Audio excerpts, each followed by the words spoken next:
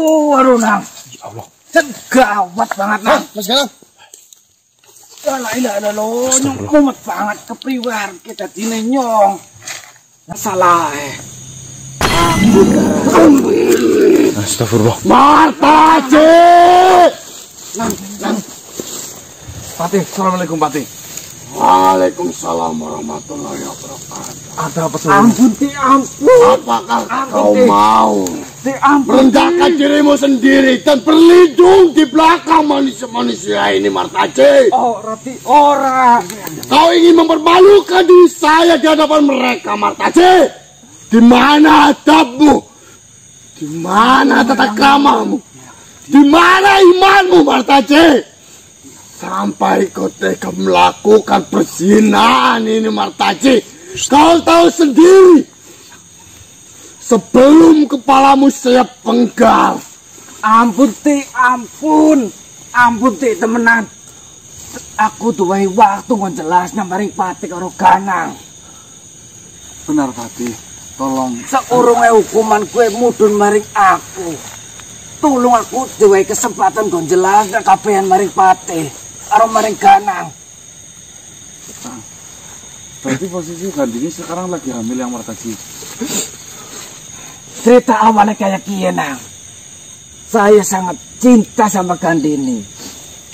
Tapi aku sadar diri. Saya sadar diri, Nang. Saya sudah tua. Sedangkan Gandini adalah perempuan muda. Bangsawan. Anak raja. Saya bingung. Bagaimana caranya saya bisa mendekati orang tua Gandini dan mendapat restunya. Tapi kemarin Gandini mendatangi saya. Gandini mengatakan ayahnya yang seorang kaisar sedang membutuhkan tabib yang sakti mandraguna. Si Gandini menyarankan kepada saya berpura-pura sebagai tabib dan sebagai orang yang sakti mandraguna untuk menggantikan tabib yang sebelumnya, Patih. Sampai suatu ketika saya diundang sama kerajaannya Gandini untuk menggantikan tabib tersebut. Saya duduk di sana dengan sejumlah pasukan yang sangat banyak dan para petinggi-petinggi kerajaan yang Gandini tempati. Sampai datang dua putri, yaitu Gandini dan yang satu lagi yang saya ingat namanya Lingling. Lalu kaisar tersebut meminta saya untuk maju ke depan di hadapan dua putri tersebut, Patih.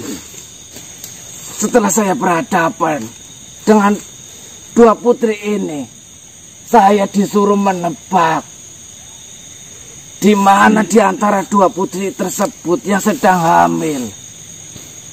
Lalu saya berpikiran, ini semisal saya menyebut kalau Lingling yang hamil, nanti saya akan dijodohkan dengan Lingling. Itu di pikiran saya, Patih. Lalu saya berinisiatif untuk menyebut yang hamil itu adalah Gandini. Tanpa diduga, Patih. Nah, Iya, Priyang. tanpa diduga, aku diguyu nang wong sekerajaan. Isin ora patut, padahal aku nekon aku dandan paling bagus, klambi paling apik sing aku duwe, Nang. Berarti Aku diguyu wong seakeh seudan awu, Nang. Saya menebak. Saya bilangnya seperti ini, yang hamil itu Gandini dan hamil sama saya seperti itu. Saya berpikiran dengan saya mengatakan hal tersebut, si kaisar itu merestui hubungan kami berdua, Nang. Aduh. Seperti itu, Patih. Berarti Saya tidak melakukan seperti ini sama Gandini. aduh, gara-gara yang Martaji mengaku menghamili gitu. Iya, Nang. Nah terus diketawain apa maksudnya? Karena saya salah menyebutkan siapa yang hamil. Saya ketahuan saya bukan tabib yang sakti. Semua warga kerajaan menertawaiku, Nang. Lah terus tujuannya Gandini datang terus pura-pura hamil sih, yang berarti.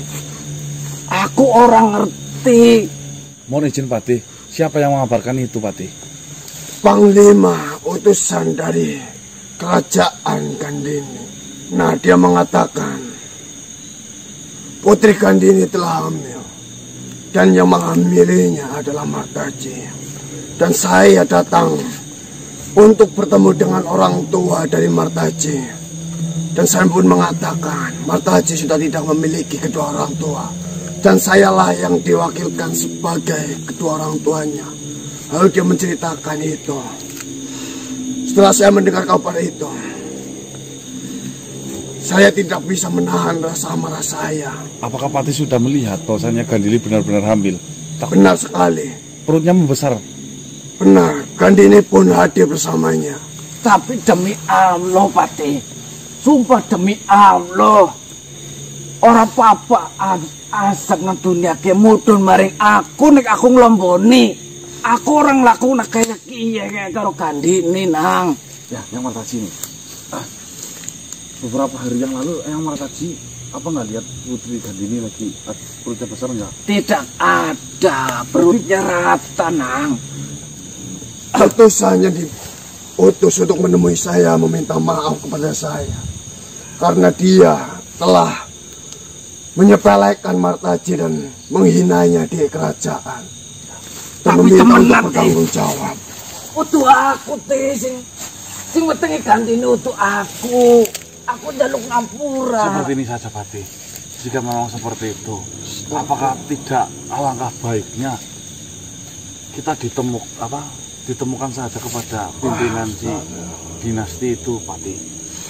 Baiklah Martaji. Jika memang apa yang semua sudah kau ucapkan itu benar apa adanya, saya ingin kau datang temui Romo dari Gandini agar dia atau beliau berkenan hadir menemui saya, dan akan saya tunggu di sini. Iya Patih, iya. Astagfirullah. Siapa itu Patih? Yang Martaji. Iya nang. Patih, sesuai perintahmu saya sudah memanggilkan Kaisar Laoming ataupun bapaknya Gandini.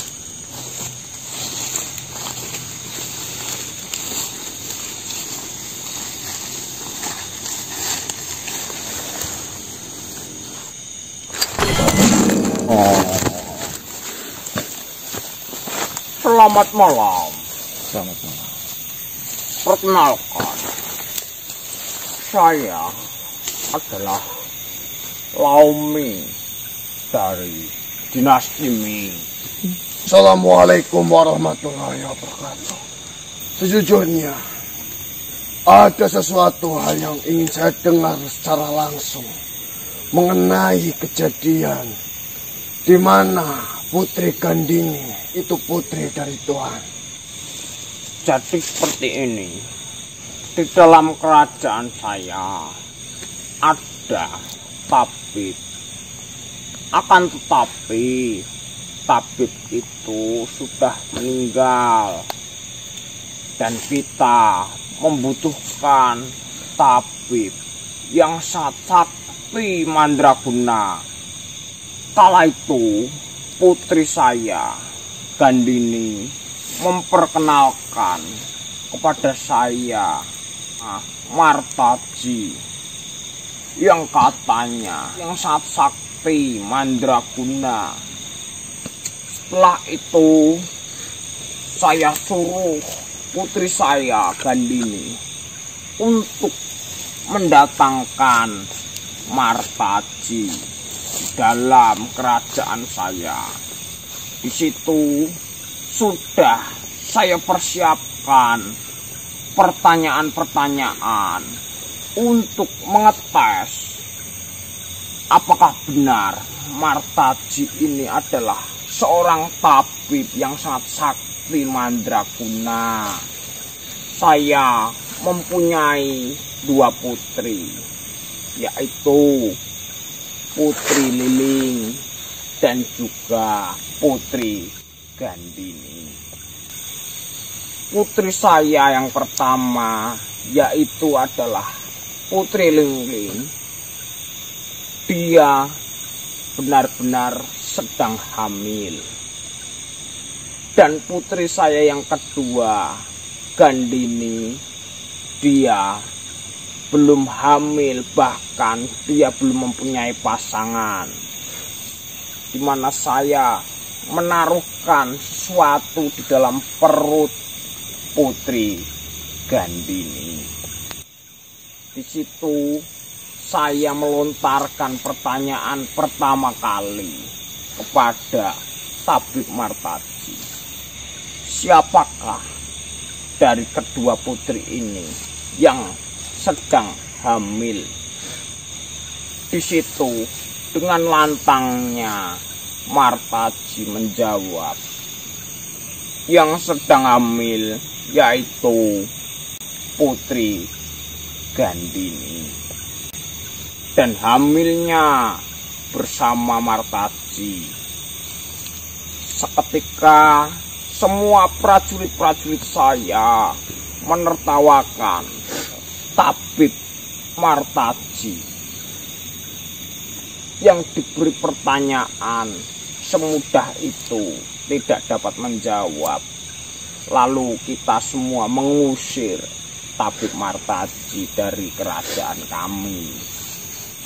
Akan tetapi suruhan saya yang menemui Tuan itu karena ada kejadian di mana putri saya sudah memasuki kamar untuk melepaskan sesuatu yang ada di dalam perutnya. Tiba-tiba putri saya teriak, dan yang terjadi adalah putri saya benar-benar hamil, dan benda yang ada di dalam perutnya itu sudah tidak ada lagi. Di situ saya baru mengakui bahwa Tabib Martaji benar-benarlah tabib yang sangat sakti mandraguna. Mohon maaf Kaisar,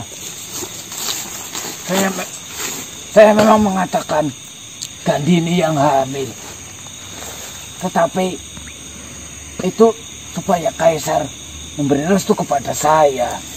Sudahlah Martaji, tidak usah merendah di hadapanku seperti itu. Lalu bagaimana dengan perasaan Putri Gandini?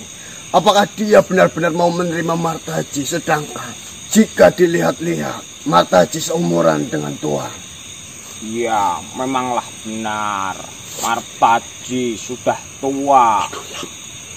Akan tetapi setelah saya tanyakan kepada putri saya, Tuan anaknya masih rosa, Nang. Anak saya sudah memendam rasa yang sangat lama kepada Martaji. Seperti yang kau sebutkan barusan, bahwasannya yang sebenarnya terjadi adalah Martaji bukanlah sesosok tabib yang sakti mandraguna. Akan tetapi dalam segi pengobatan saya rasa Martaji awam mengenai hal itu. Apakah Tuan masih mau menerima Martaji setelah Tuan mendengar bahwasannya Martaji tidak memiliki keahlian di dalam pengobatan ataupun yang lainnya? Karena putri saya sudahlah sangat mencintai Martaji, dan saya sangat membutuhkan Martaji di dalam kerajaan untuk menikahi putri saya, karena ini akan menjadi masalah yang sangat besar jika putri saya hamil tanpa seorang laki-laki. Ada salah satu pertimbangan juga dari segi kepercayaan. Putri Tuan dan Martaji itu berbeda. Saya mohon kepada Tuhan. Terimalah putri saya untuk menjadi istri Martaji. Baiklah. Setelah saya pikir-pikir dari kejadian yang Tuhan ceritakan, mungkin saja ini adalah salah satu petunjuk dari Tuhan Allah Subhanahu wa Ta'ala sebagai jalan di mana Martaji menemukan jodohnya. Amin. Akan tetapi saya meminta satu syarat untuk saya merestui perjodohan Martaji dan putri Tuhan, Putri Gandini. Tuhan harus menjalankan syarat yang saya berikan ini benar-benar tulus dari hati Tuhan. Jangan ada paksaan hanya untuk menghilangkan rasa malu yang Tuhan derita ataupun anak Tuhan rasakan. Tidak, itu tidak akan menjadi beban buat saya. Saya akan menjalani dengan ikhlas jika persyaratan itu masuk di dalam akal. Baiklah. Saya hanya meminta karena Martaji memiliki kepercayaan Muslim ataupun Islam. Jika memang Tuhan masih berkeinginan untuk menikahkan putri Tuhan, Putri Gandini dengan Martaji, saya meminta putri Tuhan masuk ke dalam ajaran Muslim ataupun Islam. Begitu pula dengan Tuhan dan para pasukan yang Tuhan miliki seisi kerajaan Tuhan. Apakah Tuhan bersedia? Saya bersedia. Apakah Tuhan benar-benar yakin atas tawaran yang saya berikan? Martaji mengucapkan seperti itu dan benar-benar terjadi. Apalagi jika Tuhannya Martaji yang sudah berkehendak, lantas apa yang akan terjadi? Benar sekali. Kejadian yang dialami oleh putri Tuhan itu adalah salah satu keajaiban yang diberikan Tuhan kepada kita semua. Baiklah Tuhan, jika memang Tuhan benar-benar mau menerima ajakan saya agar Tuhan masuk ke dalam ajaran Muslim ataupun Islam, perkenankah Tuhan mengucapkan sebuah kalimat syahadat agar Tuhan bisa masuk ke dalam Islam? Karena itu adalah salah satu kalimat ataupun syarat untuk menjadi Muslim ataupun Islam. Bimbinglah saya. Baiklah, ikutilah saya Tuhan. Setelah Tuhan, nanti putri Tuhan dan juga para penghuni kerajaan Tuhan untuk masuk ke dalam ajaran Muslim. Ya. Baiklah. Bismillahirrahmanirrahim. Bismillahirrahmanirrahim. Nirrahim. Asyhadu Allah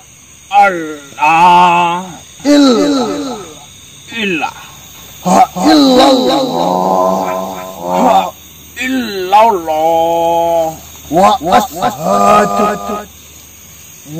wa ashhadu anna Muhammadan Rasulullah.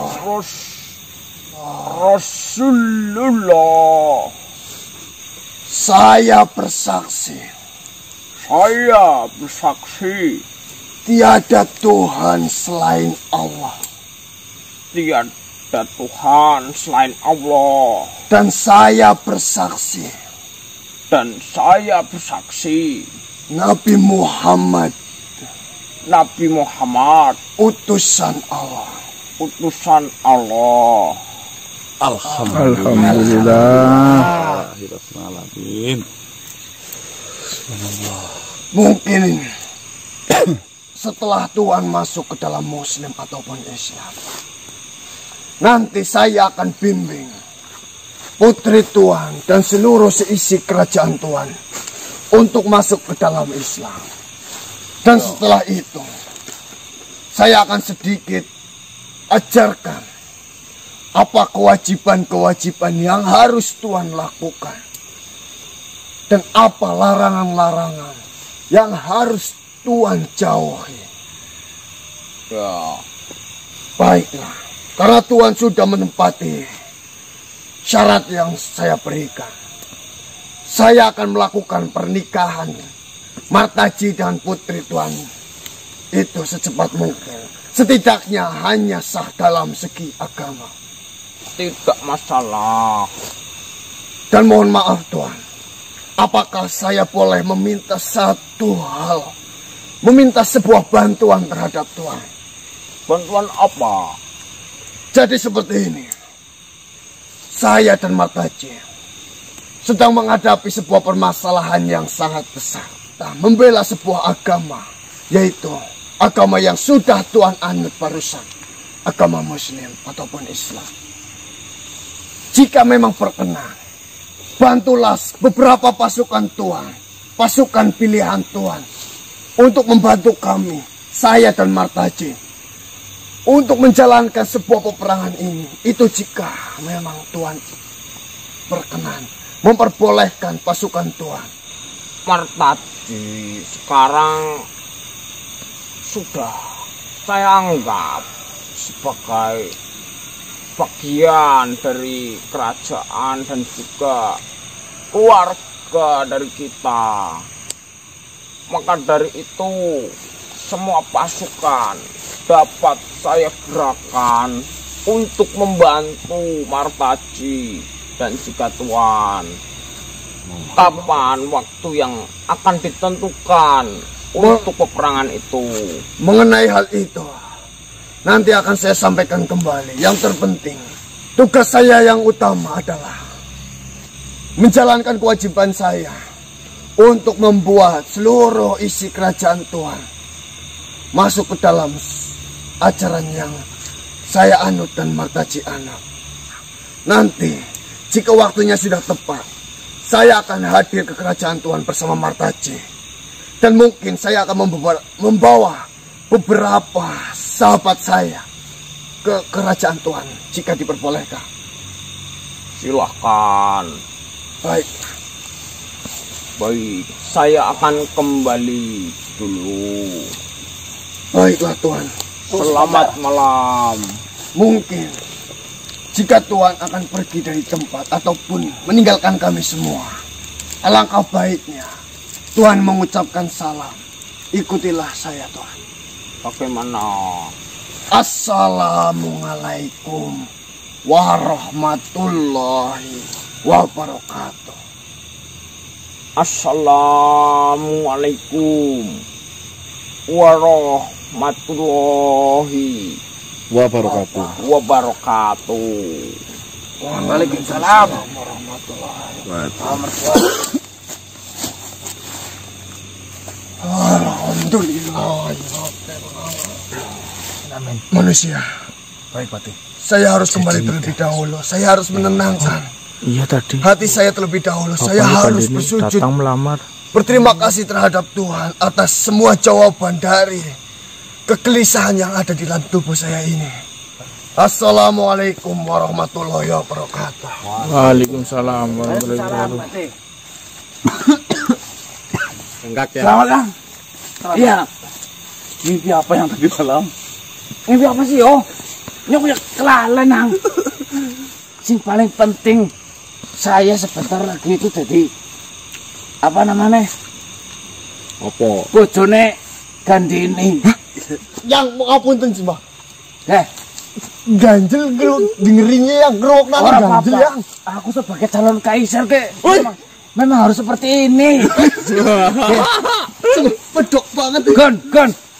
Kira-kira nek nyambut jadi kaisar nang kana kerajaan Gandini, aku jenengane aja Martaji. Kira-kira apa, Gon? Yo, Marta Jiming. Marta Jiming? Iya. aku nggo klambi kayak Kaisar Miki. Dhuwur ana tulisan Marta Jimmy. Tak undang kabeh kecuali Keke. Jangan tong-tong panganan kok mesti. Jadi nang kerajaan ora gelem sik kok. Jadi apa? Jadi apa yang tukang sapu ya. Betul ke? Sapu nih ke? Ayo ke aku nih ya. Melasi tapi ya aku nyusul pati. Kamu medawekan yang kayong ora tegel atine yakin. Ya. Ya. Salam. Waalaikumsalam.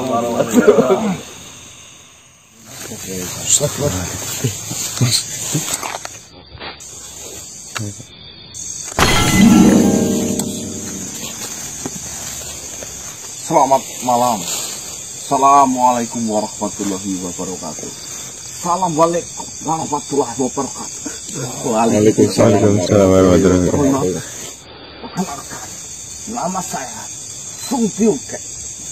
Saya Panglima dari Tuan Raja Lauming.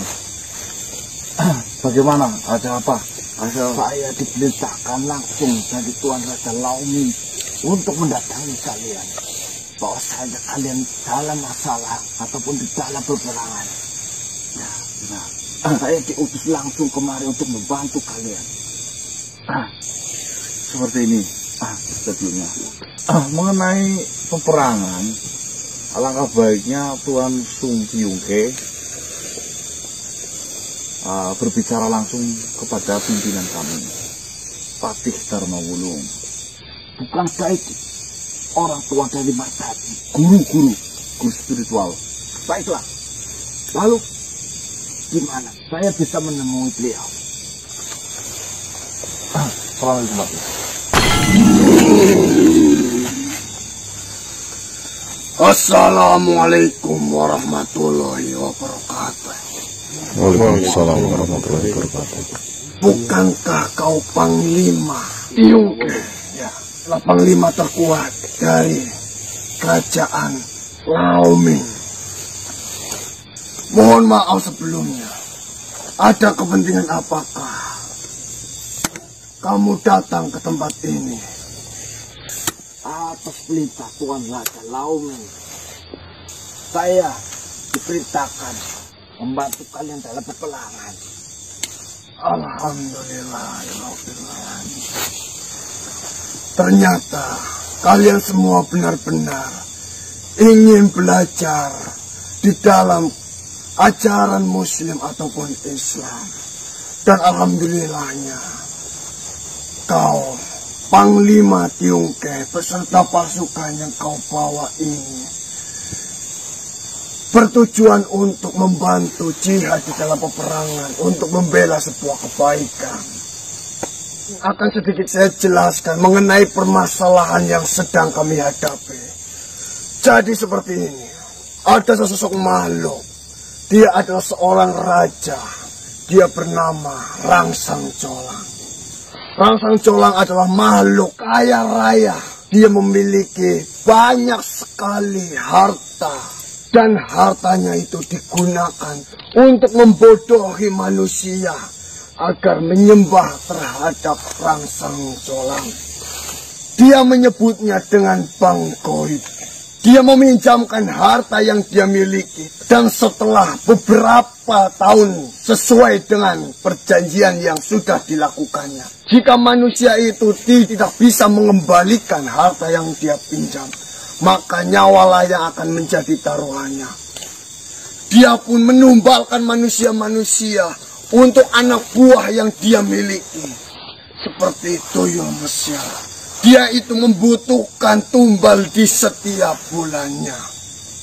Dan perbuatan yang dilakukan oleh Rangsang Colang sangat nista dan itu sangat melenceng dari akidah Islam.